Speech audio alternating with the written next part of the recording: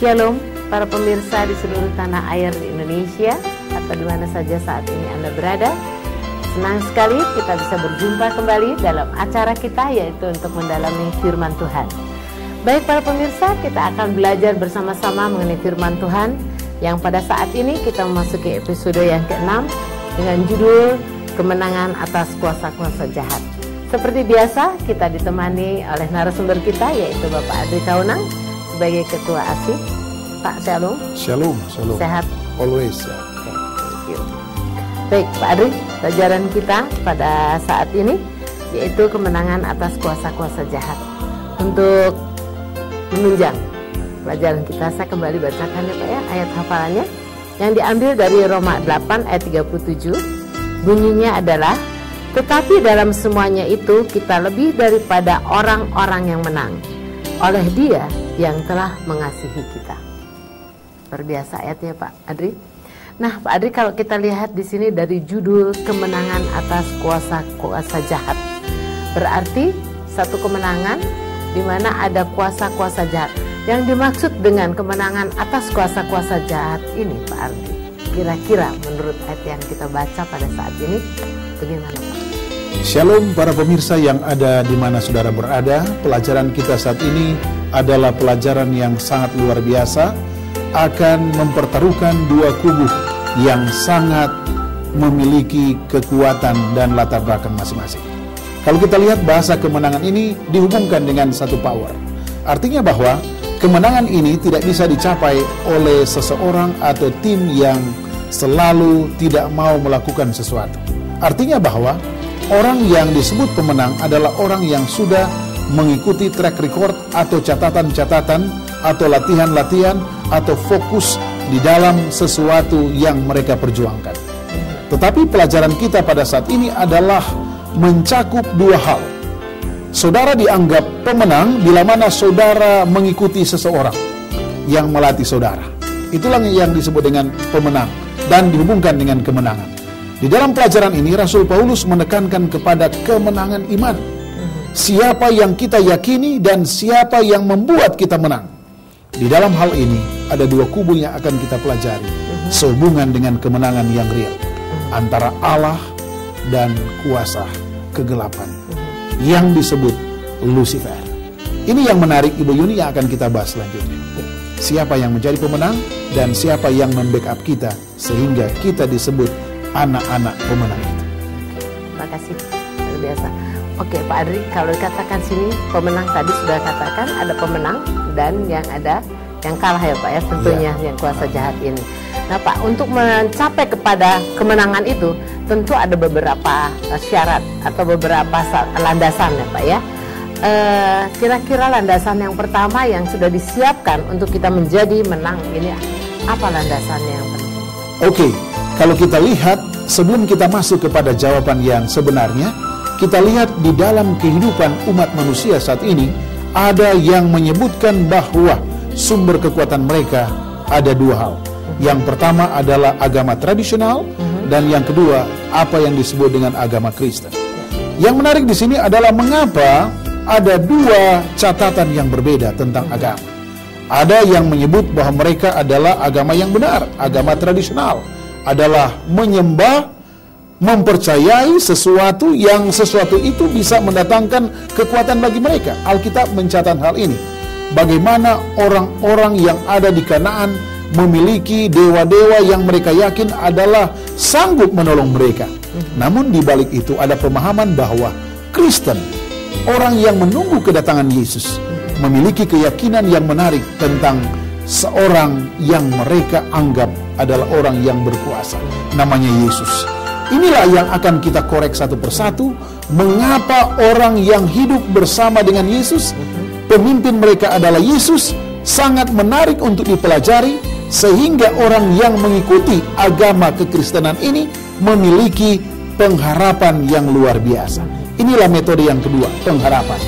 Bila mana kita mengikuti apa yang disebut dengan Yesus, Sang Juru Selamat, maka kita akan memiliki pengharapan yang tidak dapat dimiliki oleh agama lain yang tidak mempercayai Yesus sebagai Sang Juru Selamat. Ini Bu yang menarik. Agama yang pertama didasarkan kepada satu kekuatan. Yang kedua adalah pengharapan itu bisa membawa kita kepada kemenangan melalui karakteristik seseorang yang sementara kita pelajari adalah Yesus Kristus. Iya Pak Adi, sangat luar biasa di sini. Amen. Kita lihat Pak ya, bahwa orang Kristen itu tidak memiliki satu pengharapan kemenangan atas kuasa-kuasa jahat, kecuali ya Pak ya, sebuah landasan yang telah disiapkan, yaitu dengan pelajaran kita yang lalu mengenai Yesus Kristus yang mana sudah mati di atas kayu salib, kemudian sudah dikubur, kemudian dia sudah bangkit ya Pak ya. Nah, untuk menuju ke sana Pak, kira-kira untuk mengatasi kuasa-kuasa jahat yang selalu mengintai kepada kita, apa persiapan atau apa yang kita harus ingat atau apa yang kita harus pelajari supaya kita menang atas kuasa-kuasa ini? Oke, shalom para pemirsa, mari kita buka dalam buku Efesus 1 ayat 20 dan ayat yang ke-22. Izinkan saya Bu Yuni untuk membacakannya. Efesus 1 ayat 20 mengatakan sebagai berikut: yang dikerjakannya di dalam Kristus dengan membangkitkan dia dari antara orang mati dan mendudukkan dia di sebelah kanannya di sorga, jauh lebih tinggi dari segala pemerintah dan penguasa dan kekuasaan dan kerajaan dan tiap-tiap nama yang dapat disebut, bukan hanya di dunia ini saja, melainkan juga di dunia yang akan datang. Ayat 22. Dan segala sesuatu telah diletakkannya di bawah kaki Kristus, dan dia telah diberikannya kepada jemaat sebagai kepala dari segala yang ada. Yang menarik di dalam ayat ini, Paulus menekankan beberapa hal. Yang pertama adalah seorang pemimpin yang sukses adalah seorang pemimpin yang tidak pernah mati dan tidak pernah bangkit. Tetapi pemimpin yang Rasul Paulus tekankan di sini adalah seorang figur yang mati, anehnya bangkit juga. Inilah yang menarik bagi teologi masa saat ini. Banyak orang yang menyembah, yang melihat profil seseorang, menghormati mereka, tetapi mati, tetapi tidak bangkit. Yang menarik daripada metode profil dari Yesus adalah Yesus sudah bangkit. Yang kedua, bila mana umat-umat Tuhan ingin dimenangkan melalui kasih Yesus Kristus, dia harus tunduk kepada kasih Allah. Ingat, tunduk ini saudara bisa definisikan artinya bahwa kita menghormati Allah dengan catatan bahwa Allah adalah Raja kita. Dan yang berikut adalah penguasa-penguasa itu tidak dapat mengalahkan Yesus, dan Yesus adalah Raja kita. Inilah kelihatan satu siklus yang positif yang harus kita selalu idam-idamkan tentang nama Yesus, karena hanya dengan Yesus, hanya dengan mengandalkan kuasa Yesus, maka penguasa-penguasa kegelapan itu dapat dikalahkan dengan kuasa Yesus. Artinya bahwa saya sebagai manusia tidak sanggup mengalahkan tentang kuasa kegelapan ini. Tetapi bila mana kita katakan dalam nama Yesus, demi Yesus Kristus, artinya bahwa Yesuslah yang akan memenangkan kita untuk mengalahkan orang-orang atau kuasa-kuasa kegelapan yang coba menyerang kehidupan kita, karena kita adalah murid Yesus. Segala-galanya kita andalkan Yesus, dengan catatan kita tidak sanggup mengalahkan kuasa-kuasa kegelapan. Oke, luar biasa Pak Adi. Ya Pak Adi, kalau demikian kita punya suatu harapan kemenangan ya Pak ya. Jadi bukan landasan saja yang disediakan untuk memungkinkan kemenangan umat Kristen atau atas kuasa-kuasa jahat itu Pak ya. Alkitab juga secara jelas mungkin di sini ya Pak ya sudah memberikan harapan kemenangan atas kuasa-kuasa itu. Bagaimana menurut pandangan Pak Adri tentang pelajaran dari Roma 8 ayat 26 sampai 39 ini? Kita lihat di sini maksud apakah yang Paulus coba buat di sini Pak? Ya, kalau kita pelajari tentang kata takdir ya, banyak orang yang bingung tentang kata takdir dari Rasul Paulus dalam buku Roma 8 ayat 29 sampai 30. Tetapi poin utama dari pelajaran atau ayat ini adalah pertama, Rasul Paulus ingin menekankan bahwa Roh Kudus menolong kita dalam pencobaan-pencobaan dan keluhan-keluhan kita. Artinya bahwa bila mana kita percaya kepada Yesus Kristus yang sudah mati, sudah bangkit, sudah naik ke sorga, Maka dengan demikian janji Yesus kepada murid-muridnya itu bisa menjadi bagian saya dan saudara. Yesus berkata kepada murid-muridnya sebelum dia naik ke surga, Aku akan memberikan power. Power itu adalah Roh Kudus. Saudara, fungsi Roh Kudus adalah mengingatkan saya dan saudara untuk berbalik dari kehidupan yang lama kepada kehidupan yang baik. Mengarahkan pandangan kita kepada kehidupan yang positif. Saya tertarik untuk mengatakan positive thinking dan positive result.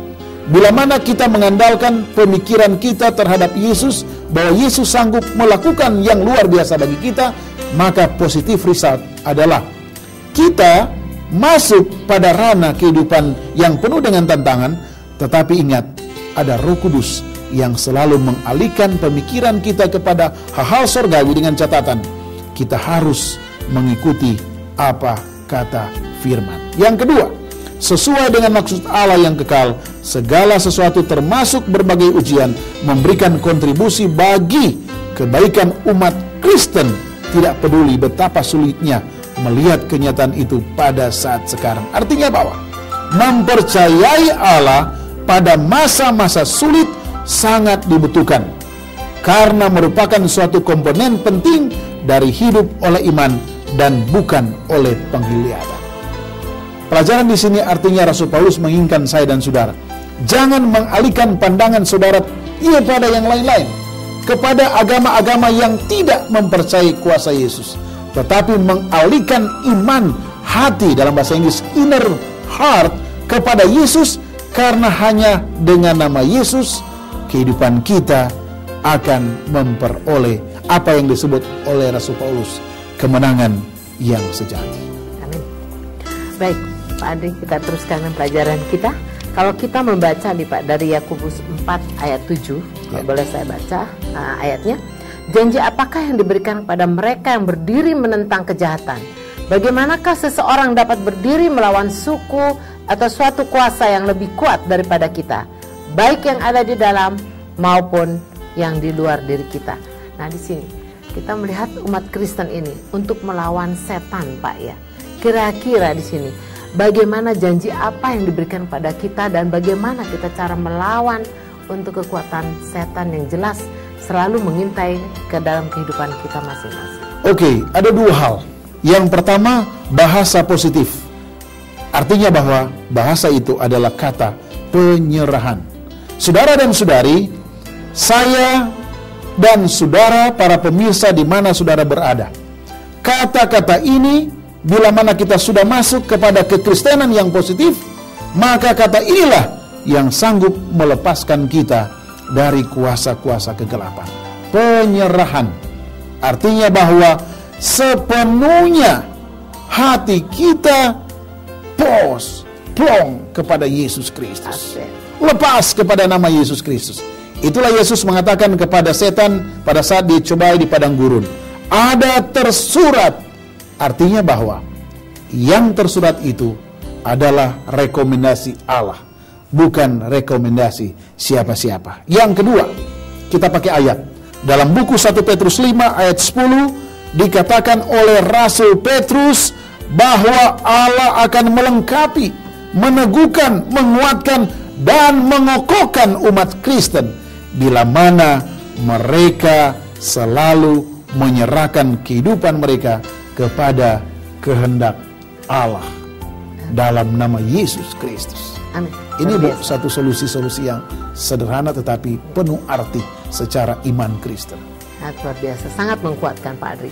Baik Pak Adri, kita akan teruskan kembali nanti. Para pemirsa, kita akan meneruskan pelajaran kita ini setelah yang satu ini. Shalom!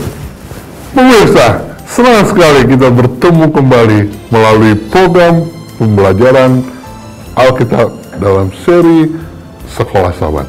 Sekolah Sahabat. Departemen Komunikasi Uni Indonesia Kawasan Barat turut terlibat di dalam menolong umat Advent di Uni Indonesia Kawasan Barat, bahkan di dunia kalau boleh melalui siaran internet, agar kita mengalami pertumbuhan dan pengetahuan rohani yang baik. Organisasi kita telah diberkati Tuhan. Salah satu yang membuat pertumbuhan kita seragam adalah belajar sekolah sahabat. Pelajaran sekolah sahabat ini akan menolong kita untuk boleh hidup dekat dengan Allah yang ada di surga. Reach up. Ya. Dengan belajar sekolah sahabat, maka saudara dan saya semakin mengerti akan rencana Tuhan. Dan yang paling utama, ingat, masalah hati melalui belajar sekolah sahabat itu akan menolong kita semakin mencintai Tuhan. Karena Yesus sudah hadir di hati kita dan Yesus ungkapkan isi hatinya. Bila mana kita menyaksikan video daripada pelajaran sekolah sahabat ini, ingatlah, bukan maksud kami menggantikan saudara untuk belajar pribadi. Tetapi, sesuai dengan Ulangan 6 ayat 6 dan 9, kiranya kita mengasihi Tuhan dengan segenap hati, memahami firman Tuhan, ketika kita makan, di tempat tidur, di kamar, berulang-ulang firman itu kita dengar. Dan saudara dan saya akan diupahkan oleh firman-Nya. Semoga Tuhan yang baik dapat menolong kita untuk semakin rajin belajar sekolah sahabat dan semakin rajin menyampaikan firman Tuhan terhadap sesama. Tuhan memberkati. Baik para pemirsa, dengan senang hati kita kembali lagi dalam pelajaran kita, meneruskan pelajaran yang tadi. Baik Pak Adri, tadi kita sudah melihat harapan kemenangan, bagaimana kemudian juga umat Kristen untuk melawan kuasa jahat atau setan ini, bagaimana sudah diberikan keterangan yang begitu jelas. Sekarang Pak, kita boleh dong, kalau kita merasa sudah menang Pak, kira-kira contoh-contoh kemenangan yang ada dalam pelajaran kita ini apa? Oke, sangat sederhana dan masuk akal karena referensi yang mengatakan. Saudara, kalau ada ballpoint atau pena di rumah, kertas, saudara catat yang pertama, contoh-contoh kemenangan yang dibuktikan melalui ayat-ayat ini. Matius 10 ayat 1-8, yang kedua Markus 6 ayat 7, ayat 12 ayat 13, Lukas 9 ayat 1 dan 2, Lukas 10 ayat 1-20, menceritakan dua hal yang potensial secara rohani. Pertama, oknum yang memberikan delegasi adalah Yesus Kristus. Bahasa Yesus adalah, aku akan memberikan kuasa. Saudara dan saudari, kata kuasa ini sulit ditebak secara manusia berdosa. Tetapi Allah melalui Yesus Kristus memberikan power yang tidak dapat dimiliki oleh kuasa kegelapan. Artinya bahwa Dia sanggup mengalahkan kuasa-kuasa setan, Dia sanggup mengalahkan kuasa-kuasa roh jahat, walaupun oknum yang dipakai oleh Yesus adalah manusia yang berdosa. Pertanyaannya, manusia seperti apa mereka? Ada dua kategori, ada 70 murid dan ada 12 murid. Mengapa mereka menjadi pemenang? Karena mereka telah mengikuti, telah melihat, dan telah dibungkus oleh kuasa sorga. Karena mereka bersama dengan Yesus. Dan inilah manifestasi atau hasil yang mereka miliki. Mereka mengkhotbahkan Injil Kerajaan Allah. Inilah contoh-contoh pemenang di dalam Alkitab. Bila mana saudara bertanya, mengapa mereka sukses? Saya jawab lagi, karena mereka sementara mengkhotbahkan tentang Injil Kerajaan Allah. Seandainya mereka salah berkhotbah, mengkhotbahkan tentang dunia kafir, maka power Yesus tidak berlaku bagi mereka. Inilah yang menarik dari contoh-contoh kemenangan yang sudah dibuktikan kepada 70 murid, kepada 12 murid, oleh seseorang yang namanya Yesus Kristus. Pengalaman bagi saya dan saudara yang hidup di zaman modern ini, tidak pandang kata no, kata yes selalu menjadi bagian kita. Karena yes model itu adalah hanya bersumber dari Jesus Christ. Yesus Kristus tidak mengenal waktu. Zaman murid, zaman saat ini, sampai Yesus datang kedua kali, hanya Yesus yang sanggup menjadi penguasa atau sumber power yang tidak dapat dimiliki oleh oknum-oknum lain. Inilah yang menyebabkan setan takut terhadap Yesus. Ini yang menarik, Bu. Luar biasa. Pak Adri, kalau pelajaran yang baru saja Pak Adri katakan, yaitu di mana contoh-contoh kemenangan atas kuasa-kuasa kejahatan yang kita lihat tadi, ya Pak, yang kita dengar dari Pak Adri, yang terjadi ketika Yesus berada di dunia ini. Tapi kemenangan itu tidak hanya pada periode itu aja, tetapi kemenangan itu didapat juga oleh pengikut-pengikut Yesus yang berikutnya. Amen. Nah, bagaimana pandangan Pak Adri pada pengikut-pengikutnya ini mendapatkan kemenangan seperti Yesus yang kita lihat sudah menang tadi? Adakah yang membantu kembali atau Roh Kudus yang membantu kemenangan untuk melawan roh-roh jahat pada periode-periode yang sekarang? Terima kasih. Saya Adri Kaunang dan Ibu Yuni juga adalah manusia biasa. Tetapi mengapa kita dapat berani membawakan kabar-kabar tentang Yesus? Satu hal pelajaran yang bisa kita ambil dalam buku 1 Petrus 5 ayat 6-7, syaratnya adalah sebagai berikut. Saya bacakan. Karena itu rendahkanlah dirimu di bawah tangan Tuhan yang kuat, supaya kamu ditinggikan pada waktunya. Serahkanlah segala kekhawatiranmu kepadanya, sebab Ia yang memeliharakan. Saudara, bahasa sederhana aja, rendahkanlah hati. Artinya bahwa saya dan saudara bila mana merendahkan hati, saudara sudah buang kemampuan saudara. Ego saudara buang. Dan saudara sudah mengosongkan diri. Inilah power Yesus yang masuk pada saat saudara mengikuti apa kata Petrus. Dan yang terakhir, bila mana saudara menyerahkan semua kekhawatiran saudara kepada tangan Yesus, maka power Yesus yang akan berkuasa untuk menghadapi segala sesuatu yang berada di lingkaran kehidupan manusia yang tidak memiliki kekuatan apa-apa. Ini syarat utama. Jadi syarat-syarat yang sudah dikatakan Bapak Adri tadi, apakah setelah kadang-kadang Pak ya, perasaan manusia, adakah Roh Kudus juga melindungi kita atau menjaga kita atau memberikan bantuan kepada kita untuk memberikan kekuatan ini, Pak? Ya. Dihubungkan lagi dengan apa kata Petrus dalam 1 Petrus 5 ayat 8-11. Sadar dan bijaksana. Saudara, bila mana saudara tahu hal yang baik, hal-hal tentang firman Allah, teguran-teguran, saudara harus mengikuti akan hal tersebut. Inilah konsep kita. Sehingga dengan kita mewanti-wanti menyadari akan hal ini, maka otomatis Roh Kudus bersama dengan kita. Yang bahayanya, kita ingin dilindungi oleh kuasa Allah, tetapi kita sementara bertolak belakang dengan apa dan maunya Allah. Ini yang kadang-kadang doa kita tidak terjawab. Ini yang kadang-kadang membuat kita bumerang dalam kehidupan kita. Tetapi kita lihat contoh-contoh dalam Old Testament, dalam Perjanjian Lama. Orang yang sudah melakukan kehendak Allah dibantu oleh kuasa sorga. Daniel, singa itu tidak dapat memangsa akan tubuhnya. Kita lihat Elia di Bukit Karmel. Tidak ada kuasa-kuasa yang sanggup mengalahkan dia. Karena pembuktian mengatakan kuasa sorga dipadukan dengan lifestyle dia sebagai umat yang mau mengikuti apa kata Allah. Amin. Luar biasa Pak Adri. Satu kemenangan yang sangat-sangat luar biasa yang sudah diperagakan oleh Yesus sendiri.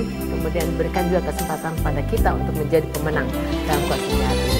Pak Adri, ternyata pelajaran kita sebetulnya kita ingin lebih banyak lagi karena waktu yang sangat terbatas. Jadi Pak Adri boleh rangkumkan pelajaran kita 1 minggu ini Pak Adri, supaya kita bisa mengetahui dengan jelas bagaimana kemenangan itu menjadi milik. Oke, singkat saja bahwa dalam buku Amsal 18 ayat 10, nama Tuhan adalah menara yang kuat. Kesanalah orang benar berlari dan menjadi selamat. Saudara dan saudari, kita tidak sanggup mengalahkan kuasa kegelapan dengan kemampuan kita. Hanya kita memanggil, memohon, berteriak, meminta tolong kepada nama Yesus Kristus. Inilah solusi yang harus dan selalu kita lakukan sebagai umat-umat Nasrani atau umat yang percaya kepada Yesus. Dan yang kedua, yang harus kita wanti-wanti adalah setan adalah suatu makhluk yang berkuasa.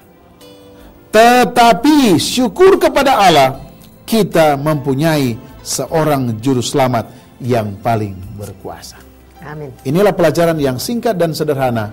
Kiranya Tuhan memberkati saya dan saudara untuk mengatakan, Yesus adalah sumber kekuatan saya dan saudara. Amin. Luar biasa. Baik para pemirsa, pelajaran kita yang sangat indah dan luar biasa ini yang telah dipandu oleh Bapak Adri, yang membawa kepada kita supaya kita tetap berjaga-jaga dan selalu mengundang Roh Kudus, selalu kita minta kepada Yesus supaya Yesus dapat memberikan kekuatan kepada kita, karena tanpa Dia kita tidak ada apa-apa. Untuk itu para pemirsa, biarlah ini boleh dibagikan kepada sahabat kita, kepada teman-teman kita, kepada keluarga kita, dan jangan lupa untuk kita senantiasa berjaga-jaga dan selalu membaca firman Tuhan. Baik Pak Adri, kita akan tutup acara ini. Tentunya kita akan bertemu lagi dengan para pemirsa pada saat yang berikut nanti, tentu dengan topik yang berbeda. Tapi sebelum kita tutup, tolong Pak Adri doakan untuk para pemirsa yang mengikuti acara ini dan juga untuk kita semua. Kita satu dalam doa. Ya Allah, Bapa kami yang ada di dalam kerajaan sorga, terima kasih karena Tuhan sudah mengirimkan Yesus Kristus untuk mati, dan Yesus sudah bangkit dan sudah ada di dalam kerajaan sorga. Bapa, sebagaimana janji Tuhan kepada murid-murid Yesus pada zaman dahulu, aku menyertai kamu. Tuhan, sertailah kami di mana kami berada, karena kami sedang dipakai oleh Tuhan atau para pemirsa di mana mereka berada untuk mempercepat Injil di atas muka bumi ini. Kami punya Yesus yang luar biasa. Kami tidak sanggup menghadapi kuasa-kuasa kegelapan. Tetapi bila mana Yesus adalah sumber kekuatan kami, Yesus adalah tokoh kami, Yesus adalah penolong kami, dan setiap situasi kami selalu memanggil nama Yesus, maka itulah Yesus, Sang Juru Selamat atau Sang Pemenang kami. Berkati bangsa dan negara kami, Bapa. Terima kasih Tuhan sudah baik bagi kami. Tuhan sudah menolong kami. Dalam nama Yesus Tuhan dan Juru Selamat kami sudah berdoa. Haleluya. Amin.